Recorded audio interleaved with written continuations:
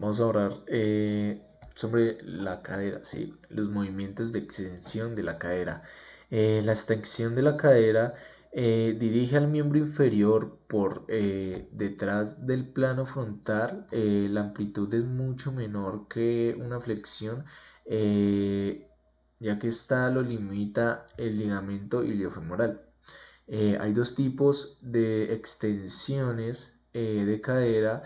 Está la extensión pasiva y la extensión activa. La pasiva no es más que de 20 grados en un paso hacia adelante, y la otra alcanza los 30 grados cuando el movimiento inferior se sitúa hacia atrás, y la extensión activa eh, es de menos amplitud que la pasiva.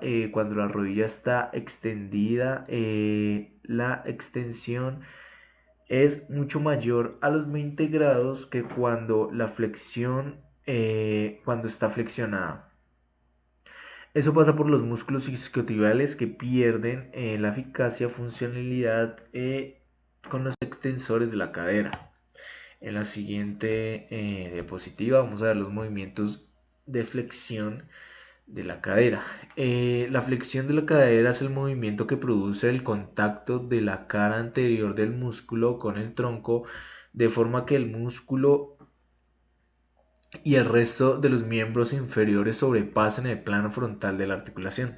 La amplitud de la flexión varía según distintos factores. Uno de ellos es la forma general. La flexión activa de la cadera no es tan amplia como la pasiva. La rodilla también tiene mucho que ver en la flexión de la cadera, ya que cuando la rodilla está extendida, la flexión no supera los 90 grados, mientras que cuando está flexionada alcanza los 120 grados o más de esta amplitud. Ok, ahora vamos a pasar con los movimientos de la abducción de la cadera. La aducción lleva el movimiento inferior hacia adentro y lo aproxima hacia un plano de simetría del cuerpo. En la aducción existen tres movimientos diferentes dentro de la rama. La aducción relativa, que es que a partir de una posición de aducción el miembro inferior se dirige hacia adentro. La aducción combinada con extensión de cadera y movimientos combinados con extensión de cadera. Y la última son los movimientos de aducción de cadera combinado con la abducción de la otra cadera, acompañándola con una inclinación a la pelvis. Ahora los movimientos de rotación longitudinal de la cadera. Los movimientos de rotación del eje mecánico del miembro inferior en la posición normal de alineamiento, que pena. Este eje se confunde con el eje vertical de la articulación coxofemoral. Hay dos tipos de rotación en la cadera. La primera es rotación externa, que da el movimiento que dirige a la punta del pie hacia afuera, como lo ven en la imagen. Y la rotación interna dirige la punta del pie hacia adentro, y cuando la rodilla está totalmente extendida no existe ningún movimiento de rotación. La posición de cúbito prono se obtiene cuando la rodilla está flexionada en un ángulo recto, en un ángulo que está vertical, un ángulo recto y vertical. A partir de esta posición, cuando la pierna se dirige hacia afuera, se mide la rotación interna, cuya amplitud máxima es de 30 a 40 grados. Y cuando la pierna se dirige hacia adentro, se mide la rotación externa en la amplitud máxima hacia los 60 grados. La cápsula articular es de la cadera, tiene forma de manguito cilíndrico que se extiende desde el hueso ilíaco a la extremidad superior del fémur. Esta se construye de cuatro fibras. La primera son fibras longitudinales que son de unión paralelas al eje del cilindro. La segunda son fibras oblicuas, también de unión, pero formando una espiral más o menos largo alrededor del cilindro. La tercera son fibras arciformes cuya única inserción es en el hueso ilíaco, expandiéndose en forma de guirnalda de un punto a otro de la ceja cotiloidea. Y la cuarta es la fibra circular, que es sin ninguna inserción ósea, sobre todo abundante en el centro del manguito, al que se retraen ligeramente.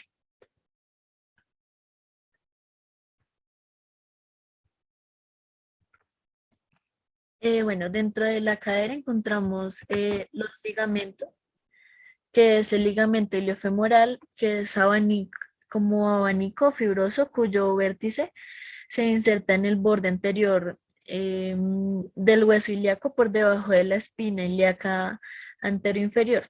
El ligamento pubofemoral, que se inserta arriba de la parte anterior de la iliopectilea y en el labio anterior de la corredera infrapúbica,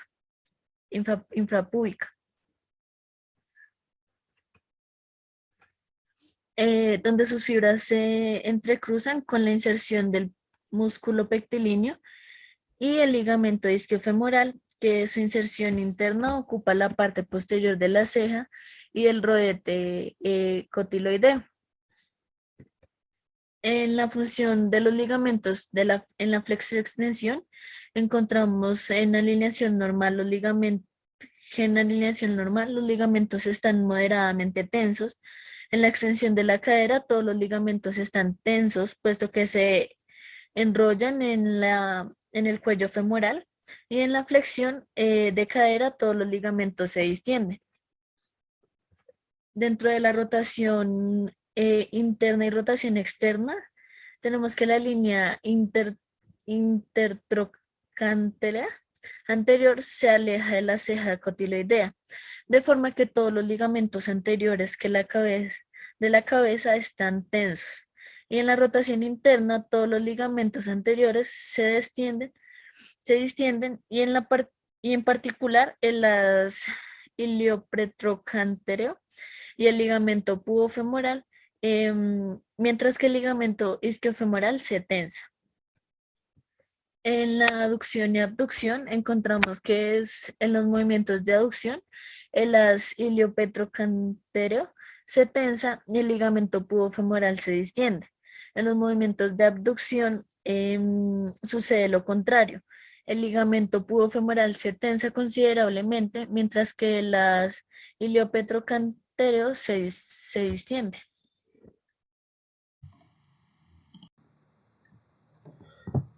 Vamos con el ligamento redondo. Entonces, el ligamento redondo representa un papel bastante inadvertido en la limitación de los movimientos de la cadera. La posición de la alineación normal está ligeramente tensa. La flexión de la cadera, ya esta podemos decir que el ligamento redondo se dobla sobre sí mismo y la fosa, por decirlo así, acaba situándose por arriba y por delante del centro del trasfondo. Por lo tanto, el ligamento redondo no interviene lo más mínimo en la limitación de la flexión. La rotación interna, la fosa se desplaza hacia la parte posterior de la inserción femoral del ligamento y toma contacto de la parte posterior media de la base articular. El ligamento permanece ligeramente tenso. La rotación externa, ya esta nos dice que la fosa se desplaza hacia adelante y el ligamento contacta con la parte anterior de la media luna articular. De nuevo, el ligamento no aparece más que más que el ligamento tenso, ¿sí? O sea, se mantiene tenso. Pues el cuello de la cara posterior de la ceja cotiloidea representando por el rodete se desplaza y es aplastado, por decirlo así. Ya vamos con otra parte importante que sería la aducción, que es nuestro quinto tema a trabajar, repasar en la fisiología del ligamento redondo, la abducción, pues la fosa desciende en dirección de la escotadura isquiopúbica, y el ligamento se halla pegado sobre sí mismo y el rodete es aplastado por el borde superior del cuello de la ceja cotiloidea. Finalmente, pues ya terminando con la abducción, desplaza por la fosa hacia arriba, contactando el límite superior del trasfondo. La única posición en la que el ligamento está realmente en la parte inferior del cuello, que empuja ligeramente tanto como en el rodete como en el ligamento transverso. Ya pues lo siguiente es los factores de coadaptación femoral, de coadaptación de la coxofemoral. Ya pues podemos decir que vemos cuatro temas importantes, que es la presión atmosférica, el experimento de los hermanos Weber, que es muy importante, y los ligamentos y los músculos, y la acción de los ligamentos diferentes según la posición de la cadera.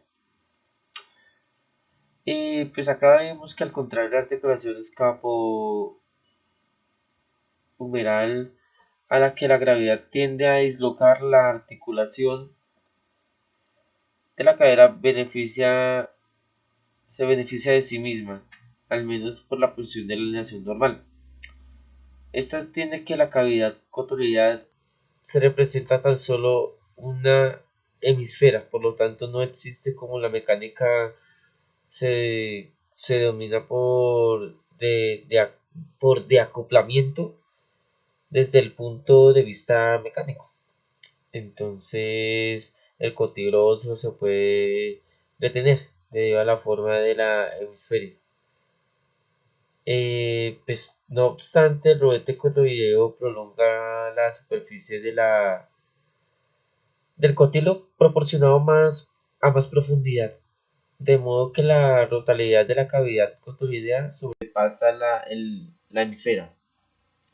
Ya pues pasando a la presión atmosférica como tal, este factor es importante ya que la compresión de la cadera, tal como lo ha demostrado en el experimento de los hermanos Weber, de hecho contaron que contaron que, por ejemplo, ellos al realizar ese experimento, los hermanos Weber, de hecho constataron que si se seleccionaban todas las partes blandas que unen el hueso ilíaco al fémur, incluida la cápsula, la cabeza femoral no salía espontáneamente del cotílogo y que incluso se precisaba con gran fuerza para para conseguir extraerla del emplazamiento. Sin embargo, pues se realiza un pequeño orificio en el fondo del cotílogo, la cabeza femoral y el miembro inferior caerían por su propio peso. El experimento al contrario se consistía en taponar el orificio después de haber reintegrado la cabeza del cotílogo, demostrando que como al principio la cabeza permanecía con el cotílogo. Entonces los hermanos Weber experimentaron mucho con eso al ver la eficacia del sostenimiento en esa parte. Ya pasamos a los ligamentos y los músculos, que estos se desempeñan un papel muy esencial en la sujeción de las superficies articulares. Es necesario recalcar que, que existe determinado equilibrio entre sus respectivas funciones. En la cara anterior de la articulación no hay demasiados músculos, pero los ligamentos son muy potentes, mientras que en la cara posterior sucede que lo contrario, los músculos predominan. También puedes recalcar que la acción de los ligamentos es diferente según la posición de la cadera, que es lo último que vamos a tratar, es la alineación normal o la extensión. Los ligamentos están tensos y la coadaptación de los ligamentos es muy eficaz. Sin embargo, pues la flexión y los ligamentos están distendidos y la cabeza no está coartada en el cotílogo de la misma fuerza. Es fácil entender que este mecanismo inmediatamente mediante un modelo entre otros dos círculos de madera, pues de manera, pues no hace que estos se hagan la coadaptación de manera más eficaz. Entonces, pues acá ya pasamos a lo que es los factores musculares y óseos. Entonces, acá podemos ver que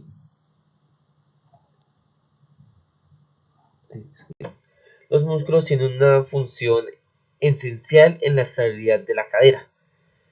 Este es el primer tema a trabajar, ya que es muy importante. Los músculos es esencial, ya que estos, por decirlo así, sostienen, le dan una estabilidad a la cadera a condición de que sean transversales. Los músculos cuya dirección es parecida a la del cuello sujetan la cabeza al cotilo. Entonces esto es rigurosamente cierto a que en caso de que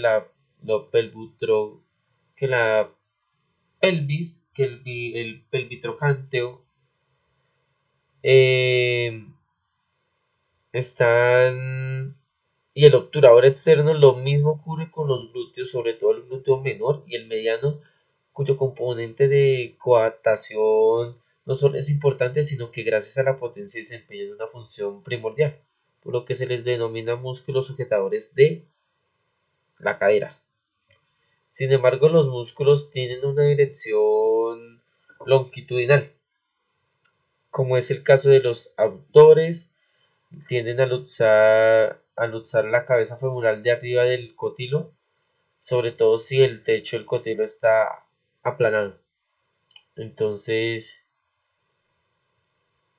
sobre todo si está aplanado, pues la malformación del cotilo se puede observar en las luxaciones como congénitas de la cadera y se puede identificar con facilidad una de las radiografías anteposterior de la pelvis.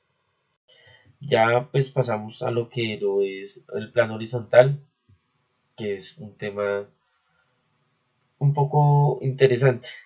Un poco no, bastante interesante, debido a que el valor medio del ángulo de la declinación, debido a la orientación divergente del cuello y el cotilo en la posición de pestación, tal como se vio en esta imagen, como se ve en esta imagen que les presento acá en la diapositiva, la parte inferior de la cabeza frontal no está cubierta por el cotilo. Si el cuello está todavía más orientado hacia adelante por un aumento, por ejemplo, de 40 grados del ángulo de inclinación, se decide que existe una anteversión del cuello y la cabeza se halla todavía más expuesta a la luxación anterior. De hecho, con una rotación externa de 25 grados, el eje de un cuello normal aún cae en en el cotilo. Entonces, todavía estamos expuestos a la luxación anterior. De hecho, que la rotación es bastante, no es bastante, pero es normal, pero cae igualmente en el cotilo, mientras que el cuello de la anteversión situado a 20 grados por delante del cuello normal cae en la caja cotoloidea. La cadera está preparada para la luxación anterior. La anteversión del cuello favorece a la luxación patológica. Por lo contrario, la retroversión del cuello femoral es un factor de estabilidad, al igual que la rotación interna. Ya pues pasando lo que son la anteversión del cuello que favorece a la luxación patológica. Entonces, pues la retroversión del cuello femoral es un factor de estabilidad. Entonces, el cuello femoral, al igual que la rotación interna, esto explica que la posición de la reducción ortopédica de la luxación congénita se establece en la alineación normal y la rotación interna. Hay varios factores arquitectónicos y musculares que son muy importantes en la estabilidad de la prótesis. En una artoplastia y total de la cadera, el cirujano debe vigilar específicamente lo que es, por ejemplo, la orientación correcta del cuello, la orientación correcta del cotilo prostésico, por ejemplo, el restablecimiento de la longitud fisiológica del cuello femoral, es decir, un brazo de palanca normal de los glúteos que desempeña una función esencial en la estabilidad de la prótesis. En esto se debe tener en cuenta la importancia de la elección de la vía de abordaje que deberá perturbar lo menos posible sobre el equilibrio muscular. Entonces, pues ya vamos con los músculos flexores. Entonces, músculos importantes que son el psoas, el ilíaco, el recto anterior, el sartorio, el tensor de la fascia lata. Estos pues, por ejemplo, el psoas y el ilíaco, cuyos tendones unidos se fijan en el trocánter, tras de reflejarse en la eminencia iliopectínea, es el más potente de todos los flexores. En uno de los casos tiene el recorrido más largo de las fibras más superiores. Se puede ver en la imagen. Entonces el psoas se inserta de manera que se acople en la cadera y este tenga estabilidad. Aunque su tendón pase por dentro del eje posterior, numerosos autores discuten su acción aductora. Esta ausencia de la aducción se podría explicar por el hecho de que el vértice del trocánter menor se proyecta sobre el eje mecánico, su miembro inferior. Sin embargo, en favor de su acción aductora, se puede constatar de que el esqueleto que en flexión de aducción de rotación externa, la distancia del trocánter menor no, como por decirlo así, y la eminencia no es también un rotador externo. Entonces, el psoas ilíaco es un rotador externo, perdón. Entonces, esto podría salvar su función abductora. El sartorio ya es sobre todo el flexor de cadera que actúa como accesorio en la aducción y rotación externa. También pues participa en la rodilla, en la flexión interna. No es nada despreciable, puesto que las 9 de las 10 partes de la misma se emplean en la flexión. Ya pues vamos con lo que es el recto anterior, que este es un potente flexor, aunque su acción de la cadera depende del grado de flexión pues de la rodilla. A más flexión esta, mayor eficacia del recto anterior de la cadera. Interviene sobre todo en los movimientos que asocian la extensión de la rodilla como flexión de la cadera, como la fase de oscilación de la marcha cuando el miembro inferior avanza. Entonces vamos con lo que es el tensor de la fascia lata.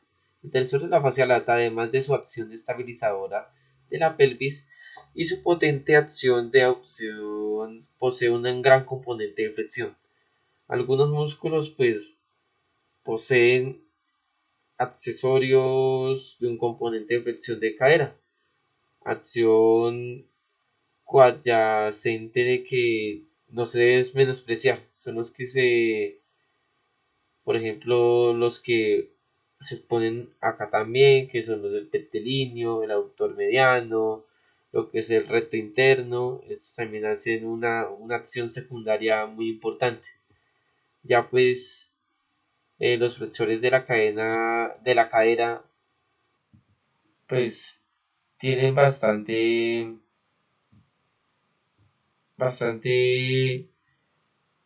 eh, implicación.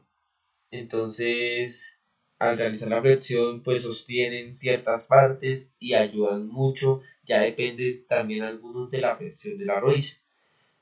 Bueno, vamos con que todos los flexores de la cadera tienen acciones secundarias y estas se clasifican en dos grupos. Una son los flexores rotadores autores internos y otros son los de la flexión, abducción y rotación, pero externa. En el primer grupo, los haces anteriores de los glúteo menor y mediano y el tensor de la fascia lata son los flexiones autores rotadores internos. Estos cuya contracción aislada o predominante determina en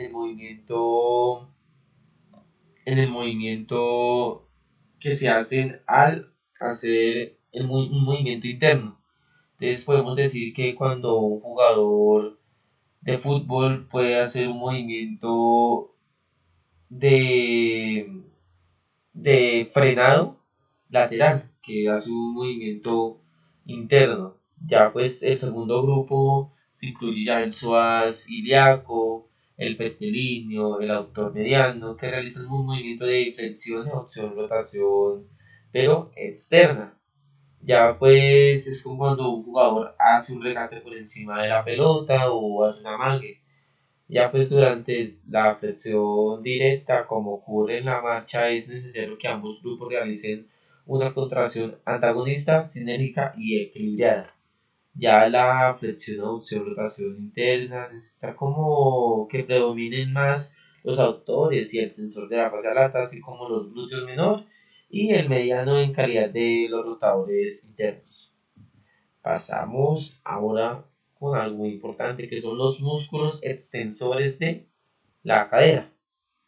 Ya los músculos extensores de la cadera están situados por detrás del plano frontal que pasa por el centro de las articulaciones, plano que se ve claramente acá en la imagen.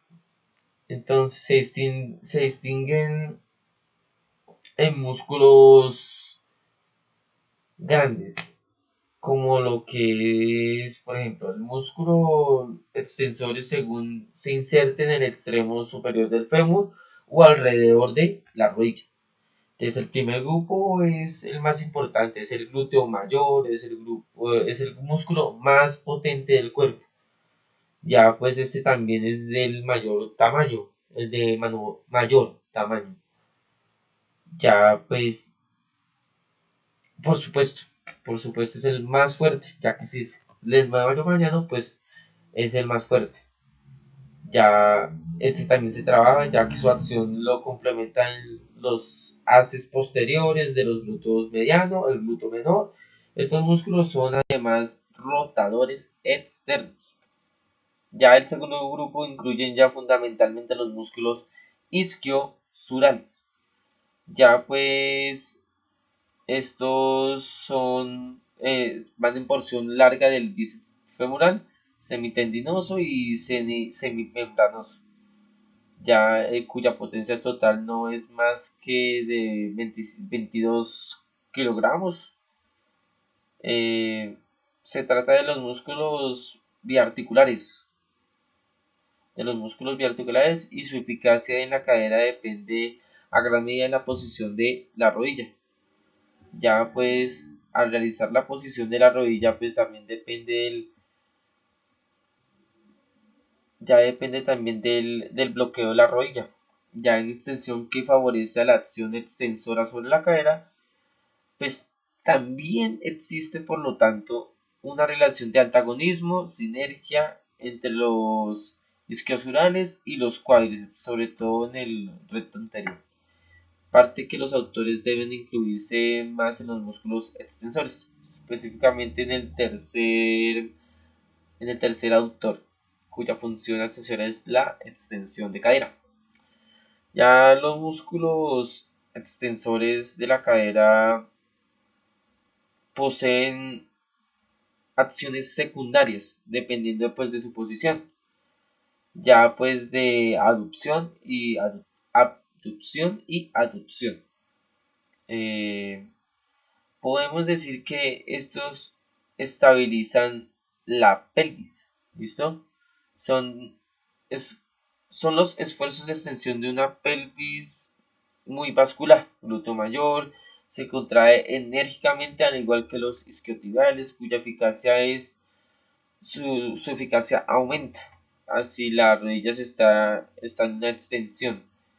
Entonces el tronco inclinado hacia adelante y manos tocando los pies. Durante la marcha normal los isquiotibiales pues realizan la extensión y el glúteo mayor no interviene, no pasa al correr.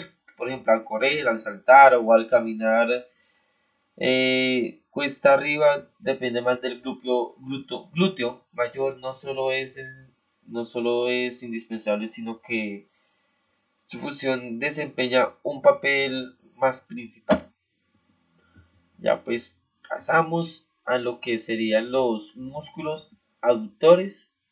Ya pues los músculos generalmente están situados fuera del plano sagital, que pasa por el centro de la articulación, cuyo trayecto discurre por fuera y arriba del eje anteroposterior de la abducción y la aducción, incluido este plano. El principal músculo aductor de la cadera es el glúteo mediano. Entonces, con sus 40 centímetros cuadrados de superficie de sección y 11 centímetros de longitud, despliega una potencia de 16 kilogramos. Es de una eficacia puesto que su dirección casi es perpendicular y su brazo de palanca es muy fuerte. También pues se puede constatar que desempeña una función esencial eh, junto al glúteo menor, al glúteo menor.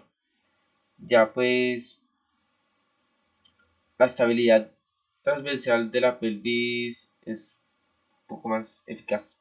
El glúteo menor es principalmente aductor. Ya le confieren una potencia de 3 veces menor el glúteo del glúteo mediano. Ya seguimos con el tensor de la fascia lata, que aparece de nuevo. Es un potente aductor de la cadera en la alineación normal. Su potencia es aproximadamente la mitad del glúteo mediano, aunque su brazo de palanca es mucho más largo. También pues estabiliza mucho la pelvis. Ya pues lo que llevamos, ya mencionamos lo que es el glúteo mayor, pero acá lo recordamos otra vez con un aductor importante, ya que suele ser aductor a través de sus haces más superiores. En su mayor parte este músculo es aductor y su porción más, más grande, su porción más superficial, ¿sí? Que forma parte del deltoides glúteo. Ya el piramidal de la pelvis, el piramidal, posee una acción de autora que aunque es difícil de apreciar, experimentalmente a su debido, hemos dicho que es muy profunda. Sí, antes es difícil de apreciar mucho porque es muy profunda. Acá como podemos verlo en la imagen, esta pues se halla en la parte más profunda, entonces es muy difícil de visualizar. Ya pues la rotación interna de la aducción, flexión, rotación interna es en su totalidad casi haces anteriores del glúteo medio y del glúteo menor. Estos músculos determinan por su contracción aislada y predominante en el movimiento. Ya pues, ya son como cuando se identifica precisamente un movimiento y cuando se hace una rotación interna. Ya pues, pasamos con mi compañero.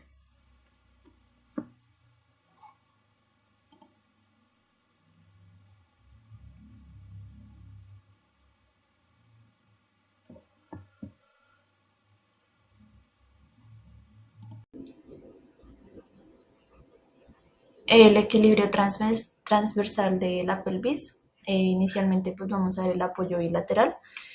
Cuando la pelvis está en apoyo bilateral, su equilibrio transversal está asegurado por la acción simultánea y bilateral de los aductores y los abductores. Cuando estas acciones antagonistas están equilibradas, la pelvis es estable en una posición simétrica. Si por un lado los abductores tiran, mientras que por el otro predominan los aductores, la pelvis se desplazará lateralmente hacia el lado donde predominan los aductores Si no se restablece el equilibrio muscular, se producirá la caída lateral, que es esta imagen que vemos acá. Cuando la pelvis está en apoyo unilateral, el equilibrio transversal se asegura únicamente mediante la acción de los abductores del lado del apoyo, solicitado por el peso del cuerpo P aplicado al centro de gravedad. La pelvis tiende a bascular en torno a la cadera que carga, y en este caso se puede considerar la cintura pélvica como un brazo de palanca de primer género. El punto de apoyo está constituido por la cadera que carga, que es la O, y la resistencia por el peso del cuerpo, que es la P, aplicada al centro de gravedad, que es la G, y la potencia por la fuerza del glúteo mediano, aplicada a la fosa ilíaca anterosuperior. Y en este equilibrio de la pelvis, los glúteos mediano y menor cuentan con la ayuda del tensor de la fascia lata, quien no solo estabiliza la pelvis, sino que también estabiliza la rodilla. Bueno, los músculos aductores de la cadera, estos se localizan generalmente por dentro del plano sagital, que pasa por el centro de la articulación. Estos son particularmente numerosos y potentes. En una vista posterior forman un amplio abanico que se extiende por todo el fémur. Vamos a iniciar con el músculo aductor mayor, que se representa con la letra A. Es el más potente, su configuración es tan particular que se debe a que sus fibras más internas de la rama isquiopúbicas se insertan en la porción superior del fémur y las más externas en el isquion terminan más abajo en la línea áspera. Sus haces superior y medio forman una corredera de concavidad postero-externa que se puede ver gracias a la transparencia del haz superior y a la desarticulación de la cadera con rotación externa del fémur. Tenemos también el recto interno, que compone el borde interno del abanico muscular, el semimembranoso, semitendinoso y la porción larga del bíceps femoral, aunque son músculos isquiotibiales esencialmente. Extensores de la cadera y flexores de rodilla tienen un importante componente aductor también. El glúteo mayor es aductor en la gran totalidad. El cuadrado crural es aductor y rotador externo, al igual que el pectíneo. El obturador interno, ayudado por los géminos pélvicos, y el obturador externo, que poseen un componente de aducción. Bueno, seguimos pues con los aductores. El esquema frontal de los aductores muestra al aductor mediano. La potencia alcanza a duras penas la mitad de la del aductor mayor. El aductor menor, los dos haces están recubiertos por el aductor mediano por abajo y el pectíneo por arriba, y el recto interno, que limita por dentro el comportamiento de los aductores. Y junto a su acción principal, los aductores poseen componentes de flexoextensión y de rotación axial. La función en la flexoextensión depende de la localización de su inserción superior. Cuando esta inserción se encuentra en la rama isquiopúbica, por detrás del plano frontal, que pasa por el centro de la articulación, actúan como extensores, y cuando la inserción superior se localiza por delante del plano frontal, los aductores son también flexores. Es el caso del pectíneo, de los aductores menor y mediano, de la superior del aductor mayor y del recto interno. Bueno, los músculos rotadores externos de la cadera también son numerosos y potentes. Su trayecto cruza por detrás del eje vertical de la cadera. Esta característica aparece claramente en un corte horizontal de la pelvis que, practicado ligeramente por arriba del centro de la articulación, muestra el conjunto de los rotadores externos. Estos son los pelvitrocanteros, que desempeñan el papel principal, el piramidal de la pelvis, que se fija en el borde superior del trocánter mayor, se dirige hacia adentro y atrás, penetra en la escotadura ciática mayor para insertarse en la cara interior del sacro. También está el obturador interno, que sigue primero un trayecto sensiblemente paralelo al piramidal, pero pronto se refleja en ángulo recto en el borde posterior del hueso ilíaco, por debajo de la espina ciática. También tenemos el obturador externo, que se inserta en el fondo de la fosita digital, en la cara interna del trocánter mayor, y a continuación su tendón rodea la cara posterior del cuello femoral y la cara inferior de la articulación. sus fibras carnosas se fijan en la cara externa del contorno del agujero obturador. También tenemos algunos músculos aductores que son también rotadores externos, como el cuadrado crural, que se extiende desde la línea intertrochanterea posterior hasta la tuberosidad isquiática, el pectíneo, que se expande desde la línea media de trifurcación de la línea áspera hasta la rama horizontal del pubis, es aductor, flexor y rotador externo. Los haces más posteriores del aductor mayor, que poseen un componente de rotación externa, al igual que los isquiotibiales, y los glúteos, que el glúteo mayor en su totalidad, tanto su porción superficial como su porción profunda, se encuentran los rotadores externos, y los haces posteriores del glúteo menor y sobre todo el glúteo mediano. Bueno, los músculos rotadores de la cadera. Los rotadores internos son menos numerosos que los externos y su potencia es 3 veces menor. Sí, es 3 veces menor que la de los rotadores externos. Los tres rotadores internos de la cadera son el tensor de la fascia lata, que se dirige hacia la espina ilíaca interosuperior, el glúteo menor, que es rotador interno en la gran totalidad, y el glúteo mediano, que únicamente en cuanto a sus haces anteriores vendría siendo un rotador interno. Bueno, la intervención sucesiva de los aductores. Acá, pues dependiendo del grado de flexión de la cadera, la pelvis en apoyo unilateral está estabilizada por distintos músculos abductores. Cuando la cadera está en extensión, el centro de gravedad cae por detrás de la línea de las caderas y no se puede realizar la báscula posterior de la pelvis debido a la tensión del ligamento de Bertin y la contracción del tensor de la fascia lata, que al mismo tiempo es flexor de cadera. Por lo tanto, el tensor corrige a la vez la báscula lateral y la báscula posterior de la pelvis. Cuando la pelvis está algo menos basculada hacia atrás, el centro de gravedad sigue cayendo por detrás de la línea de las caderas y el glúteo menor empieza a actuar. Cuando también la pelvis está en equilibrio en el plano anteroposterior, el centro de gravedad cae en la línea de las caderas y en este caso será el glúteo mediano el que estabiliza la pelvis lateralmente. Y pues a partir del momento en que la pelvis bascula hacia adelante, el glúteo mayor interviene. A este se le suman sucesivamente el piramidal, el obturador interno y el cuadrado crural. A medida que la flexión del tronco aumenta, estos músculos son a la vez abductores, con la cadera en flexión y extensores, lo que les permite corregir la báscula de la pelvis simultáneamente en los dos planos.